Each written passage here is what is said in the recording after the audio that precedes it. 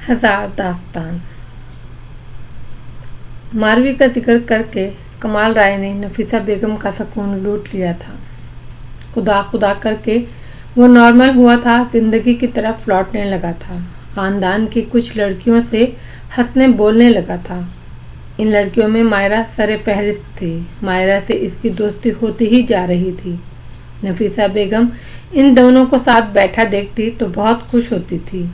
इसने दिल में तय कर लिया था कि वो मायरा को अपनी बहू बनाएगी, लेकिन कमाल राय ने मारवी का जिक्र करके नफीसा बेगम की सारी खुशियों पर पानी फेर दिया था। वो उसकी तरफ से फिक्रमंद हो गई। वो इन्हीं सोचों में गुम थी कि मायरा अपनी माँ के साथ हवेली आ गई। नफीसा बेगम इन दोनों को देखकर खिल उठी। इसने उनका बढ़कर इस्तकबाल किया। उसने अपनी भाभी नजमा से उदास लहजे में कहा, भाभी मैं कल से बड़ी ही परेशान हूँ। हाय क्या हुआ? नजमा ने घबरा कर पूछा। कमाल राय का दिमाग फिर उलटने लगा है। वो मारवी को किसी तरह भूलता ही नहीं। नफीसा बेगम ने बताया। अब क्या हुआ? नजमा ने पूछा। वो उस दिन मायरा को छोड़ने गया था तो रास्ते में उसे कहीं मारवी नजर आ गई। ये बात मायरा ने मुझे बताई थी, नजमा बेगम ने कहा। तो क्या मायरा ने भी उसको देखा था? नफीसा बेगम ने पूछा। नहीं, इसने नहीं देखा था। वो कह रही थी मैंने ऊंट पर बैठी औरत को गौर से देखा ही नहीं। नजमा बोली, बताओ ये लड़की गाड़ी में बैठी है, इसने नहीं देखा, लेकिन उसने गाड़ी चलाते हुए देख लिया। नफीसा बेगम ने हैरत ज़दा लहजे में कहा। नफीसा आपा, कमाल को किसी पीर फकीर को क्यों नहीं दिखा लेती? इसकी झाड़ फूंक करवा लो, ठीक हो जाएगा। नजमा ने अपनी तजवीज़ पेश की। मैं भी यही सोच रही हूँ। नफीसा बेगम ने नजमा से इत्तेफाक किया। पर मैं पीर फकीर लाऊं कहाँ से? मैं तो किसी को जानती ही नहीं। आपा तुम फिक्र मत करो, मैं जानती हूँ एक लड़की को। तुम्हें मेरे साथ हैदराबाद चलना होगा। चलूंगी, ज़रूर चलूंगी। नफीसा बेगम ने फौरन ही हामी भर ली। हैदराबाद जाना मुश्किल है, पर तुम तो किसी लड़की की बात कर रही हो। भला कोई लड़की इस मामले में क्या कर सकेगी? आपा तुम बस मेरे साथ चलो, वहां चलकर देखना वो लड़की क्या कर सकती है और क्या नहीं। नजमा ने बड़े ही एतमाद से कहा। हाँ बस तुम कमाल कोई इस्तेमाल शुदा चीज़ साथ ले लेना, मसलन उसका रुमाल, कोई कमीज, उसका कलम भी ले सकती हो। चलो ठीक है। नफीसा बेगम ने ज़्यादा बहस में उलझना मुनासिब न समझा। वो एक आम सा इलाका था, आम से इलाके का आम सा घर, जहाँ लाखों की पजीरों रुकी। पजीरों से नफीसा बेगम, नजमा बेगम और इसकी बहन शमसा और नफीसा की मुलाजमाए खास भाग भरी उतरी। नजमा ने अपनी बहन शमसा को हैदराबाद से साथ ले लिया था। वो दरअसल शमसा ही इस लड़की से वाकिफ थी। शमसा ने आगे बढ़कर बेल के बटन पर हाथ रखा। चंद लम्हों बाद दरवाज़ा खुला। एक उधेड़ उम्र की औरत ने इन बड़े घर की औरतों को हैरत से देखा और बोली, जी हमें नूर बानो से मिलना है। शमसा नर्म लहजे में कहा। अच्छा मैं उनसे पूछती हूँ, आप चंद लम्हे इंतज़ार करें। ये कहकर वो उधेड़ उम्र औरत अंदर चली गई। ये नूर बानो की माँ थी। नफीसा बेगम ने परेशानी से नजमा को देखा। इसके दिल को धड़का लगा कि कहीं वो मिलने से इनकार न कर दे। नजमा ने हाथ के इशारे से उसे तसल्ली दी। कुछ देर के बाद बंद दरवाज़ा फिर खुला। नूर बानो की माँ हूर बानो ने दरवाजे के दोनों पट खोलकर उनसे कहा, अंदर आ जाएं। हूर बानो ने इन खवातीन को सादा सा ड्राइंग रूम में बिठाया और फिर इनसे मुखातिब होकर बोली, मेरे साथ सिर्फ वो आए जिसे मसला दरपेश है। नजमा ने फौरन ही नफीसा बेगम को इशारा किया और कहा, जाओ तुम भी चलो। नफीसा ने उठते हुए जरा हिचकिचाते हुए कहा। वो आहिस्ता से नजमा से मुखातिब हुई थी। नहीं आपा, ये बात इनकी नाराजगी का बाइस बनेगी। नजमा के बजाय शमसा ने जवाब दिया। अच्छा ठीक है। बिला आखिर नफीसा बेगम ही उठी और हूर बानो के साथ ड्राइंग रूम से निकल गई। फिर वो जिस कमरे में नफीसा बेगम को लेकर दाखिल हुई, इसमें सब्ज रंग का एक सादा सा कालीन बिछा हुआ था और सफ़ेद कवर चढ़े 2 गाव तकिए रखे थे। कमरे में कोई न था। हूर बानो ने नफीसा बेगम को बैठने का इशारा किया और बोली, आप बैठें, वो अभी आती है। ये कहकर हूर बानो बाहर चली गई। इसके जाने के बाद नफीसा बेगम ने एक तायराना नज़र कमरे पर डाली। गाँव तकिए का सहारा लेकर बैठ गई। इसकी नज़रें खुले दरवाजे पर थीं। कुछ देर बाद एक छोटी सी लड़की दाखिल हुई। उसकी उम्र बमुश्किल 14-15 साल होगी। नफीसा बेगम ने उसे देखा तो समझा ये कोई पैगाम लेकर आई हैं। शायद वो खातून अभी मसरूफ हैं, लेकिन ऐसा ना था। वो लड़की बाज़ाते खुद नूर बानो थी। वो बड़े इत्मीनान से कमरे में रखे दूसरे गांव तकिए का सहारा लेकर बैठ गई। उसने गहरी नज़रों से नफीसा बेगम का जायजा लिया और फिर मुस्कुराकर बोली, रोशन गोट की वडेरी को आखिर हमसे क्या काम पड़ गया। ये सुनकर वो हैरान रह गई। इस लड़की को कैसे मालूम हुआ कि मैं कौन हूँ और कहाँ से आई हूँ। तब उसे नजमा का कहा जुमला याद आया, वहाँ चलकर देखना वो लड़की क्या कर सकती है और क्या नहीं। इस लड़की ने पहला जुमला बोलकर नफीसा बेगम को बरताए हैरत में डाल दिया। आगे तो ना जाने क्या क्या इंकशाफात करने वाली थी वो। मैं अपने बेटे के सिलसिले में आई हूँ, नफीसा बेगम ने जवाब दिया। क्या हुआ आपके इकलौते बेटे को? नूर बानो ने नफीसा बेगम को गहरी नज़रों से देखते हुए कहा। नफीसा बेगम इस इंकशाफ पर फिर हैरान रह गई। अब उसे यकीन हो गया नजमा उसे सही जगह लेकर आई है।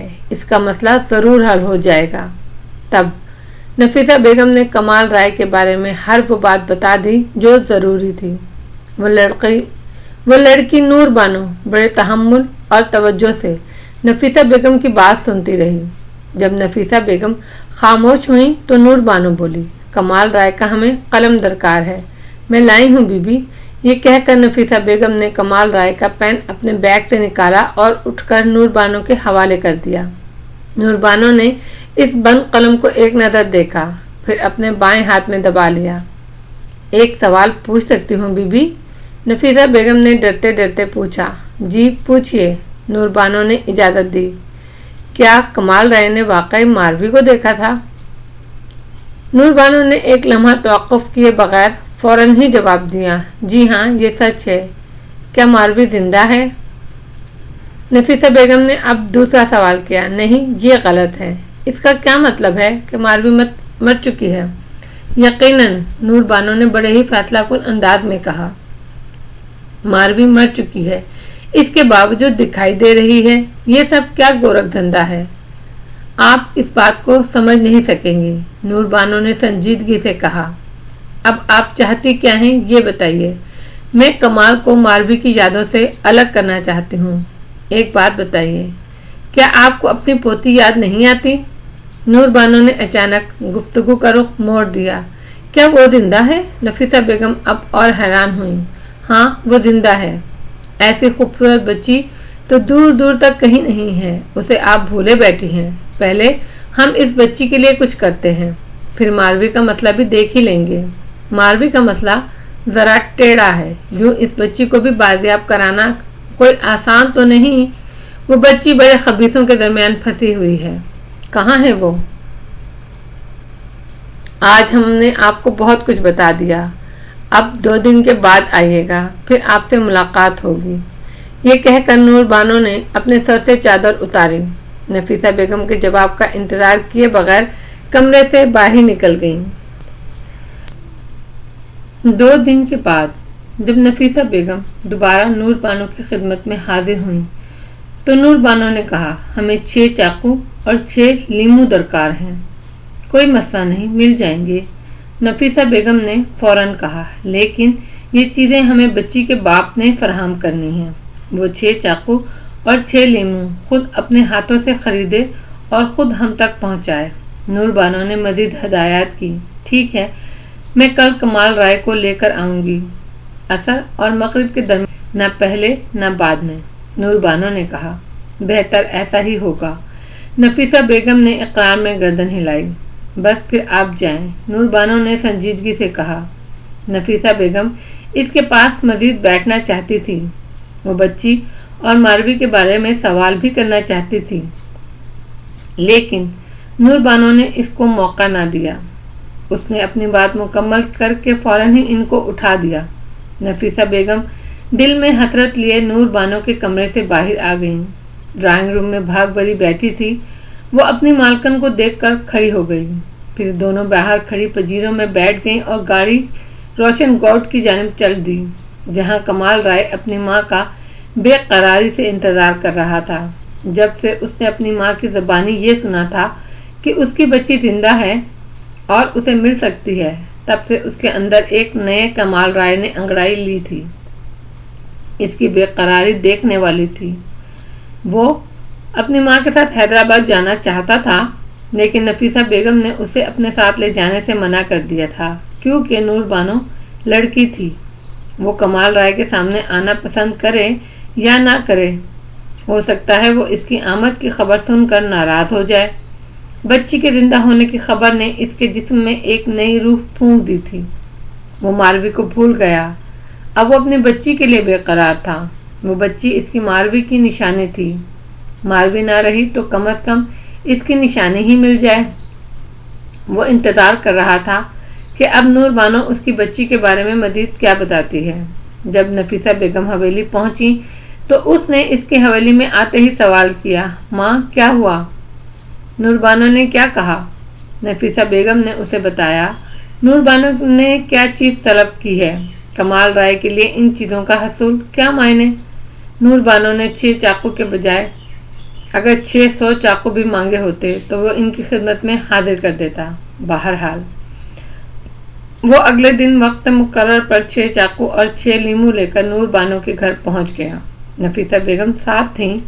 نور بانو کی ماں حور بانو نے ان دونوں کو ڈرائنگ روم میں بٹھایا اور اندر چلی گئیں۔ کچھ دیر بعد جب وہ اندر سے آئیں تو اس نے کمال رائے کو اپنے ساتھ آنے کا اشارہ کیا۔ کمال رائے فوراً ہی کھڑا ہو گیا۔ اس نے میز پر رکھی چیزیں اٹھائیں اور حور بانو کے پیچھے چل دیا۔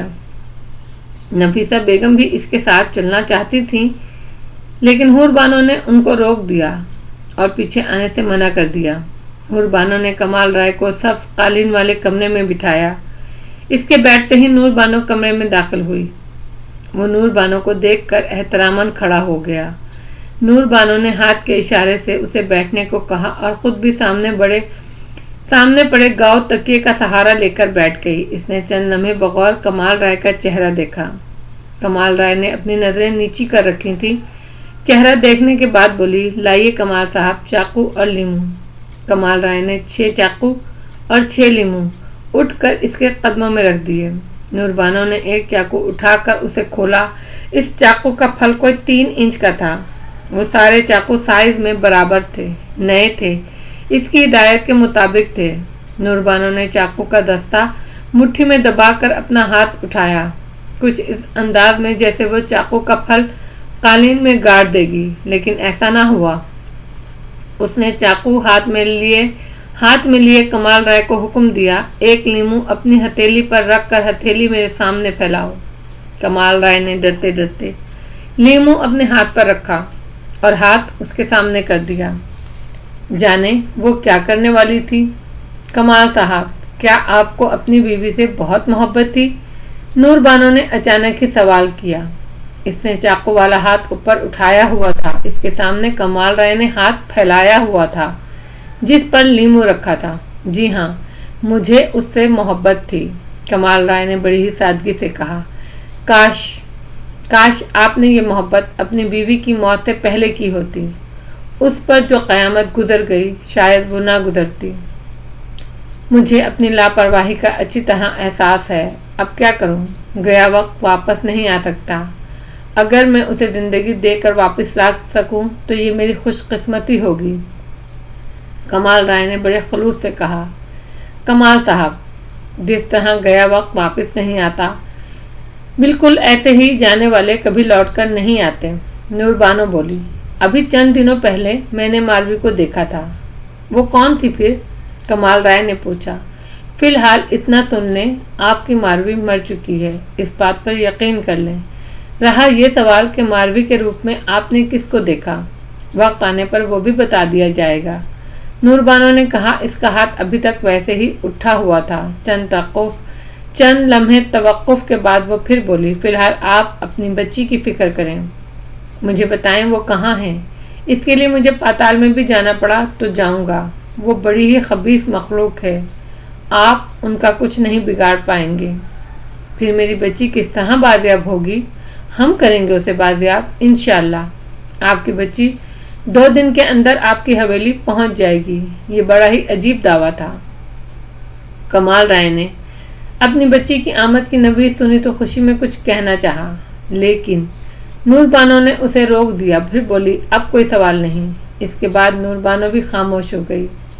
اب اس کی نظریں چاقو کی نوک پر تھیں اور اس کا ہاتھ آہستہ آہستہ نیچے کی طرف آ رہا تھا۔ اس کے ہونٹ ہل رہے تھے۔ وہ کیا پڑھ رہی تھی یہ سنائی نہیں دے رہا تھا۔ جب کمال رائے کی ہتھیلی پہ رکھے لیمو اور چاقو کی نوک کے درمیان 3 انچ کا فاصلہ رہ گیا تو اچانک لیمو اوپر اٹھا اور چاقو میں خود بخود پیوست ہو گیا۔ دیکھو، تم نے کمال صاحب کی بیٹی کو بازیاب کرانا ہے، نور بانو نے لیمو پر نظریں جمائے ہوئے بولا۔ وہ جانے کس سے مخاطب تھی؟ اس وقت لیمو کے اندر سے 2 قطرے خون کے نکلے۔ وہ خون بہہ کر تھوڑا سا ہی نیچے آیا تھا کہ جم گیا۔ شاباش، نور بانو نے خوش ہو کر کہا، اور پھر چاقو میں پیوست لیمو کو ماں چاقو ایک بڑی پلیٹ میں رکھ دیا۔ پھر نور بانو نے تمام لیموؤں پر یہی عمل دہرایا۔ اس کے بعد چاقوؤں سے بھری پلیٹ کو اٹھایا اور کھڑی ہو گئی۔ اسے کھڑا ہوتے دیکھ کر کمال رائے بھی کھڑا ہو گیا۔ کمال صاحب، اب آپ اطمینان سے اپنے گھر جائیں، آج منگل ہے، 2 دن کے بعد یعنی جمعے کی صبح کو آپ کی بچی حویلی پہنچ جائے گی۔ اب آپ جائیں۔ یہ کہہ کر اس نے کمال رائے کے جواب کا انتظار نہ کیا اور خود کمرے سے نکل گئی۔ کمال رائے کے لیے یہ 2 دن قیامت بن گئے۔ اس کا جی چاہ رہا تھا یہ 2 دن پلک جھپکتے میں گزر جائیں، لیکن بھلا ایسے کیسے ہو سکتا تھا؟ وہ بار بار اپنی ماں سے سوال کرتا، ماں کیا واقعی میری بیٹی آ جائے گی؟ نفیسہ بیگم جواب دیتی، کیوں نہیں بیٹا، جب نور بانو نے کہہ دیا ہے تو وہ ضرور آ جائے گی۔ لیکن اسے یقین نہیں آتا تھا۔ نور بانو ایک 14-15 سال کی چھوٹی سی لڑکی تھی۔ وہ آخر کس طرح کشف اور کرامات والی بن گئی؟ اور پھر چاقو اور لیمو کا معاملہ، لیمو کس طرح اٹھ کر چاقو میں پیوست ہوا تھا اور کس طرح خون کے 2 قطرے نکلے تھے، یہ سب تو اس کے سامنے ہی ہوا تھا۔ وہ اسے جھوٹ نہیں کہہ سکتا تھا۔ پھر نور بانو کے بہت سے قصے اس نے اور بھی سنے۔ وہ واقعات بڑے معتبر ذرائع سے اس تک پہنچے تھے۔ یہ واقعات بھی نور بانو کو ایک انوکھی لڑکی ثابت کرتے تھے۔ اس چھوٹی سی لڑکی کے پاس جانے کیا چیز تھی، کوئی وثوق سے کچھ نہیں کہہ سکتا تھا۔ اس لڑکی کی شخصیت کتنی ہی پراسرار سہی، بہرحال وہ مخلوق خدا کی خدمت کر رہی تھی، اور اس سلسلے میں وہ کسی سے 1 پیسہ بھی قبول نہیں کرتی تھی۔ نور بانو کے والد کا انتقال ہو چکا تھا۔ وہ اپنے باپ کی اکلوتی اولاد تھی۔ اس کی ماں حور بانو ایک اسکول میں ٹیچر تھی، معقول تنخواہ تھی، کچھ وہ ٹیوشن پڑھا لیا کرتی تھی۔ ٹھیک ٹھاک گزارا چل رہا تھا۔ نور بانو فرسٹ ایئر کی طالبہ تھی۔ جب وہ کالج جاتی تو ایک نارمل لڑکی ہوتی۔ کالج میں اس کے بارے میں کوئی نہیں جانتا تھا کہ نور بانو روحانی طاقتوں کی مالک ہے۔ وہ اپنے بارے میں کوئی چرچا نہیں کرتی تھی، لوگوں کو بھی تاکید کرتی تھی کہ اس بات کو آگے نہ بڑھائیں، لیکن مسئلہ یہ تھا کہ ایک بار بھی کسی کا معاملہ حل ہو جاتا تو پھر وہ 2-4 بندوں کو اپنے ساتھ لائے بنا نہ رہتا۔ نفیسہ بیگم بھی اسی طرح اس تک پہنچی تھی۔ خدا کا شکر تھا نور بانو نے از خود دلچسپی لے کر کمال رائے کی بیٹی کو بازیاب کرانے کی نوید دی تھی، ورنہ وہ کبھی آنے والے لوگوں کو کورا جواب بھی دے دیا کرتی تھی۔ کمال رائے کے یہ 2 دن کٹ تو گئے مگر بڑی ہی مشکل سے۔ پھر جمعے کی صبح نمودار ہوئی۔ اس رات کمال رائے بے چینی سے پوری حویلی میں ٹہلتا رہا۔ اس نے پوری رات جاگ کر گزاری۔ آخر اس کی بیٹی آ رہی تھی، وہ بیٹی جس کے ملنے کی کوئی امید نہ رہی تھی۔ کمال رائے نے اس کی موت کا یقین کر لیا تھا۔ ایک دن کی بچی جسے اونٹ پر لاد کر صحرا میں چھوڑ دیا گیا ہو، وہ بھلا کیوں کر زندہ ہو سکتی تھی؟ لیکن مارنے والے سے بچانے والے کی ذات بہت زیادہ بڑی ہے۔ جسے اللہ رکھے اسے کون بھلا نقصان پہنچا سکتا ہے؟ कमाल राय ने हवेली का बैरूनी दरवाजा खुलवा दिया था। चौकीदार से कह दिया था अगर कोई बच्ची नजर आए तो उसे अंदर आने दे। रोशनी नमूदार होते ही हवेली की असल इमारत के गेट पर बैठ गया। हवेली का बैरूनी दरवाजा बिल्कुल सामने था। नफीसा बेगम ने उसे दरवाजे के सामने सीढ़ियों पर बैठे देखा तो इसके लिए अंदर से कुर्सी मंगवाई और कमाल राय को उस पर बैठने को कहा। फिर नफीसा बेगम खुद भी एक कुर्सी पर इसके बराबर ही बैठ गई। नूरबानो ने वक्त का कोई तयन नहीं बताया था, बस इतना कहा था वो जुम्मे की सुबह को हवेली पहुंच जाएगी। इस वक्त पूरी तरह सुबह हो चुकी थी। अच्छा खासा सूरज निकल आया था। हर तरफ उजाला फैला था। कमाल राय टुकटुकी बांधे हवेली के बैरूनी गेट की तरफ देख रहा था। नफीसा बेगम की आंखें अपनी पोती की दीद की मुंतजर थीं। बुरहा पीपल के दरख्त के नीचे एक पीढ़ी पर बैठी थी। दीवान की माँ पार्वती बाल्टी से खाली प्यालियों में दूध डाल रही थी। बुरहा बड़ी ही दिलचस्पी से पार्वती को प्यालियों में दूध डालते हुए देख रही थी। सुबह का वक्त था। धीरे धीरे अंधेरा छट रहा था। पार्वती सारे प्यालों में दूध भर चुकी तो उसने खाली बाल्टी रसोई में जाकर रखी।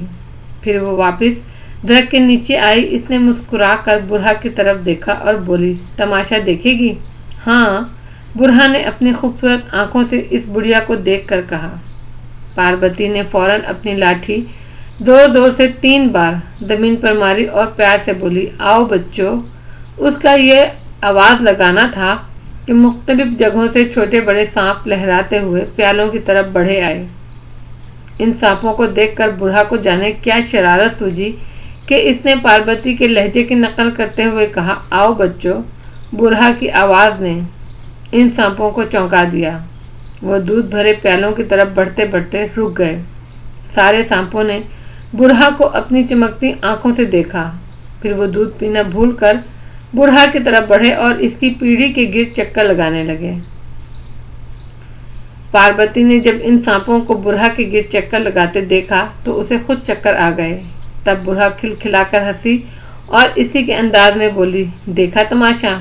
हाँ देखा, पार्वती ने मुस्कुराते हुए कहा। इसकी आंखों में बुढ़ा के लिए प्यार ही प्यार था।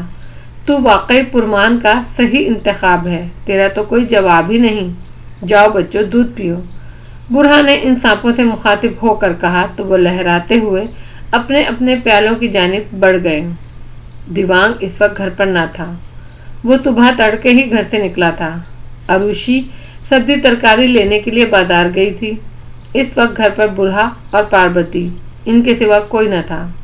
अभी वो सांप प्यालों में मुंह डाले दूध पी रहे थे। किसी ने दरवाजे की कुंडी बड़े ही जोर से बजाई। बुढ़ा दरवाजा खोल देख, अरुषि सब्जी लेकर आई होगी, पार्वती ने कहा।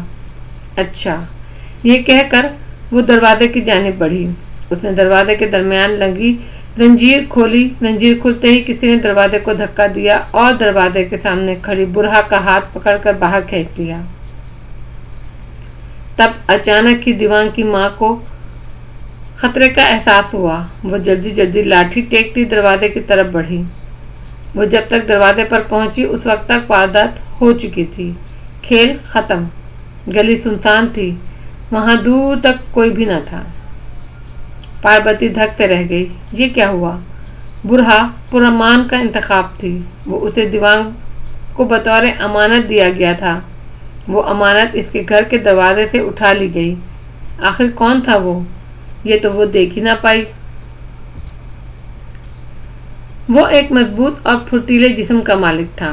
सफेद चमकता हुआ चेहरा, काली खूबसूरत दाढ़ी, बड़ी बड़ी आंखें, सुर्ख लिबास। वह मजबूत शख्स बुढ़ा को अपने कांधे पर डाले बड़ी तेजी से दौड़ रहा था। यहाँ तक वो बस्ती से दूर दरिया के किनारे आ पहुंचा। फिर वो पुरनूर चेहरे वाला सुर्ख पोश दरिया में उतर गया। बुढ़ा उसके कांधे पर बेहोश थी। दरिया में ज्यादा पानी ना था। वो तेज तेज चलता दरिया अबूर करने लगा। जब वो दूसरे किनारे पर पहुंचा तो अचानक उसकी नजर सामने खड़े एक शख्स पर पड़ी। उसका उस तरह फिरा हुआ सर था, सफेद चादर में लिपटा था, हाथ में लोहे की जंजीर थी। वो बड़ी ही खूंखार नजरों से इस सुर्ख पोश को देख रहा था जो बुढ़ा को کاندھے پر ڈالے دریا سے باہر نکلنے ہی کو تھا، اس سے پہلے کہ سرخ پوش دریا سے باہر نکلتا۔ دیوانگ نے آگے بڑھ کر اس سرخ پوش پر اپنی زنجیر سے وار کیا۔ اگر وہ لوہے کی بھاری زنجیر اس سرخ پوش کے سر پر پڑ جاتی تو یقیناً اس کا سر پھٹ جاتا، لیکن وہ سرخ پوش اسے دیکھتے ہی ہوشیار ہو چکا تھا۔ نہ صرف روک لیا بلکہ اس نے اس زنجیر کو پکڑ کر ایک زوردار جھٹکا بھی دے دیا۔ دیوانگ کو اس کی توقع نہ تھی۔ وہ اپنی زنجیر کے ساتھ دریا میں آ گرا۔ وہ سرخ پوش بڑی پھرتی سے دریا سے نکلا اور اس سے پہلے کہ دیوانگ دریا سے نکل کر اس پر دوبارہ وار کرتا، وہ تیزی سے جنگل کی طرف دوڑنے لگا۔ وہ سرخ پوش کچھ اس رفتار سے دوڑ رہا تھا کہ اس کے مقابل پر اگر کوئی گھوڑا بھی ہوتا تو پیچھے رہ جاتا۔ دیوانگ دریا سے نکل کر اوپر کنارے پر آیا، تب تک سرخ پوش جنگل میں روپوش ہو گیا۔ یہ دیکھ کر دیوانگ کی جان نکل گئی۔ پرمان کی امانت کی حفاظت وہ ٹھیک سے نہ کر پایا۔ اسے امید نہ تھی کہ کوئی برہا کو اس طرح اٹھا کر بھی لے جائے گا۔ یہ آخر کون تھا اور اس نے پرمان کے انتخاب پر ہاتھ ڈالنے کی جرأت کیسے کی؟ بہرحال یہ سوچنے کا وقت نہ تھا۔ وہ تیزی سے دوڑتا جنگل میں داخل ہوا۔ وہ برہا کو اس قدر آسانی سے تو نہیں لے جانے دے سکتا تھا۔ دیوانگ نے جنگل میں داخل ہو کر آنکھیں پھاڑ پھاڑ کر چاروں طرف دیکھا۔ جنگل سے باہر تھوڑی تھوڑی روشنی تھی، لیکن یہاں تو روشنی تھی ہی نہ۔ گھنے درختوں کی وجہ سے روشنی کے اندر آنے کا کوئی امکان نہ تھا۔ جنگل میں ابھی اندھیرا پھیلا ہوا تھا۔ اس کی سمجھ میں نہ آیا وہ کیا کرے، کس طرف جائے۔ جنگل میں کوئی ایک راستہ تو نہ تھا، ہزار راستے تھے۔ آخر وہ کس راستے پر قدم رکھے؟ برہا کو اٹھا کر لے جانے والا برق رفتاری سے جنگل میں داخل ہوا تھا۔ ابھی دیوانگ دریا سے نکلا بھی نہ تھا کہ وہ جنگل میں داخل ہو کر غائب ہو گیا۔ اس وقت وہ جانے کتنا اندر جا چکا ہوگا۔ کسی انجان سمت میں اس کا تعاقب کرنا فضول تھا۔ یہ بات فوری طور پر فیصلہ کرنے کا تھا۔ اسے پرمان کو مدد کے لیے پکار لینا چاہیے۔ اس نے سوچا اگر اس میں مزید دیر ہو گئی تو برہا کو کوئی بھی بچا نہ پائے گا۔ یہ سوچ کر وہ تیزی سے ایک درخت کے تنے کی طرف بڑھا۔ دیوانگ نے کچھ نامانوس سے الفاظ اپنے منہ سے نکالے اور زنجیر کو زور سے درخت کے تنے پر رگڑا۔ درخت سے فوراً ہی چنگاریاں نکلنے لگیں۔ تب وہ بڑے درد بھرے لہجے میں چیخا، پرمان مدد کرو، مدد کرو پرمان۔ ابھی کچھ ہی لمحے گزرے تھے کہ ہورا اس کے سامنے آ کھڑا ہوا۔ دیوانگ کو ایسا لگا جیسے وہ درخت سے کودا ہو۔ میں ہوں ہورا، اس نے آتے ہی نعرہ لگایا۔ ہورا وہ سرخ کپڑوں والا برہا کو اٹھا کر بھاگ رہا ہے، دیوانگ نے بے قراری سے کہا۔ اوہ دیوانگ، تو نے یہ کیا کیا؟ ہورا نے اسے غضبناک نظروں سے دیکھا اور پھر بولا، چل اچھا آ میرے ساتھ۔ اس نے دیوانگ کا ہاتھ پکڑا۔ کدھر گیا ہے وہ؟ میں نے اسے جنگل میں جاتے ہوئے دیکھا، اس کے بعد نہیں معلوم، دیوانگ نے بتایا۔ ہورا نے پھر اس سے کوئی سوال نہ کیا۔ اس نے اپنے کاندھے پر لٹکی گھنٹی اتاری اور اسے 3 بار بجایا، پھر ہر گھنٹی میں جھانکنے لگا۔ گھنٹی کے اندر اسے جانے کیا نظر آیا کہ اس نے دیوانگ کا ہاتھ پکڑا اور بولا، بھاگ دیوانگ بھاگ۔ پھر ہورا اسے لے کر جنگل میں بھاگنے لگا۔ 2-4 منٹ میں ہی دیوانگ ہانپنے لگا۔ ہورا اس قدر تیز رفتاری سے رواں دواں تھا کہ دیوانگ اس کا ساتھ نہیں دے پا رہا تھا۔ حالانکہ نہ وہ دوڑ رہا تھا اور نہ ہی تیز چل رہا تھا، اس کے باوجود زمین اس کے پیروں کے نیچے سے تیزی سے کھسک رہی تھی۔ ہورا نے اسے ہانپتے دیکھا تو اس کا ہاتھ چھوڑ دیا۔ دیوانگ، تو میری گھنٹی کی آواز پر پیچھے آ، میں آگے چلتا ہوں۔ وہ سرخا بہت رفتار سے دوڑ رہا ہے۔ یہ کہہ کر ہورا نے زنجیر میں بندھی گھنٹی زور سے زمین پر ماری۔ ریت کا ایک بادل سا اٹھا اور ہورا آنکھوں سے اوجھل ہو گیا۔ گھنٹی کی آواز دھیرے دھیرے کم ہوتی جا رہی تھی۔ دیوانگ اس آواز پر سرپٹ دوڑنے لگا۔ وہ سرخ پوش جو جنگل میں کافی اندر نکل آیا تھا، اچانک ہی اسے خطرے کا احساس ہوا تو وہ ایک درخت کے نیچے ٹھہر گیا۔ اس نے جلدی سے اپنے کرتے کے بٹن کھول کر گلے میں پڑے تعویذ اپنے ہاتھ میں لیا اور جلدی جلدی کچھ پڑھ کر خود کلامی کے انداز میں بولا، خطرہ بڑھ رہا ہے دوستو، تم کہاں ہو؟ ہم یہاں ہیں تمہارے پاس۔ یہ کہہ کر وہ ایک ایک کر کے اس کے سامنے آنن فانن نمودار ہو گئے۔ وہ 5 تھے۔ ان کا حلیہ بھی وہی تھا جو اس سرخ پوش کا تھا۔ شکلیں بھی ملتی جلتی تھیں، یوں لگتا تھا جیسے وہ سگے بھائی ہوں۔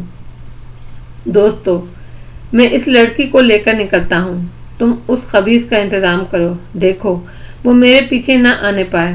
پہلے سرخ پوش نے جس کے کاندھے سے برہا لگی تھی انہیں ہدایت کی، ٹھیک ہے تم جاؤ، ہم دیکھتے ہیں اس منحوس کو، وہ ہمارے ہاتھ سے نکل کر آگے نہیں جا سکے گا، تم بے فکر ہو کر اپنا سفر جاری رکھو۔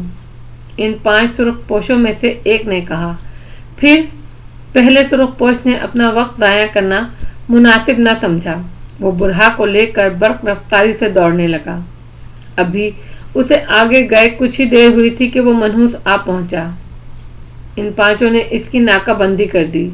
پہلے مرحلے پر ایک سرخ پوش نے اچانک درخت کی اوٹ سے ٹانگ نکال کر اڑائی۔ ہورا دھار سے منہ کے بل زمین پر گرا۔ اسے اپنی طاقت پر بڑا گھمنڈ تھا۔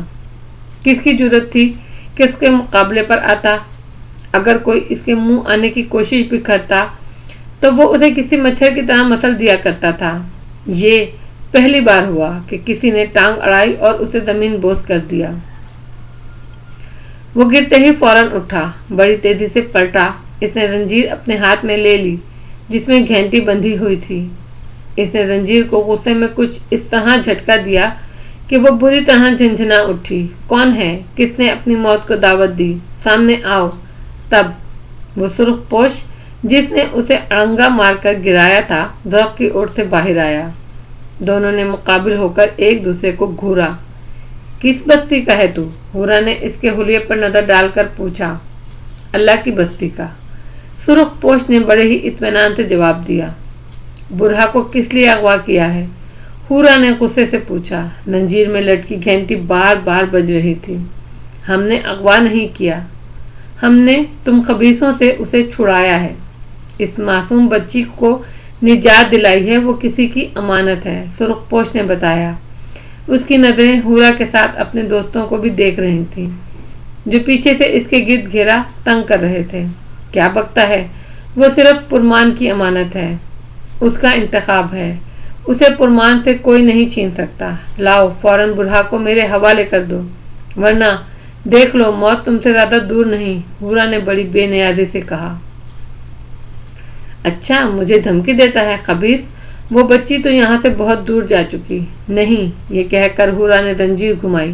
اس سے پہلے کہ وہ گھنٹی سامنے کھڑے سرخ پوش کے سر پر لگتی، پیچھے کھڑے ایک سرخ پوش نے جھٹکا مار کے اس کے ہاتھ سے چھین لی اور ایک لمحہ ضائع کیے بنا اس کے ہی سر پر گھما کر دے ماری۔ پیتل کی وزنی گھنٹی جب ہورا کے سر پر پڑی تو اس نے اپنے سر میں آگ بھرتی ہوئی محسوس کی۔ اس کی آنکھوں کے گرد اندھیرا چھا گیا۔ اس سرخ پوش نے ایک وار پر ہی اکتفا نہ کیا، اس نے 2-3 بار گھنٹی اور اس کے سر پر دے ماری۔ ہورا کسی شہتیر کی طرح زمین پر آ رہا اور اپنے ہوش گنوا بیٹھا۔ پھر اس سرخ پوش نے جس نے اس سے گھنٹی چھینی تھی، گھنٹی اس کے چوڑے چکلے سینے پر رکھ دی اور سامنے کھڑے سرخ پوش کی طرف دیکھا جس نے اڑنگا مار کر ہورا کو گرایا تھا۔ وہ سرخ پوش خاموش کھڑا جیسے کچھ سننے کی کوشش کر رہا تھا۔ کوئی دوڑتا ہوا اسی طرف آ رہا ہے، اگرچہ ابھی کچھ فاصلے پر ہے۔ اس سرخ پوش نے کہا، چلو پھر اسے بھی آ جانے دو، اسے بھی ٹھکانے لگانے کے بعد واپس چلیں گے۔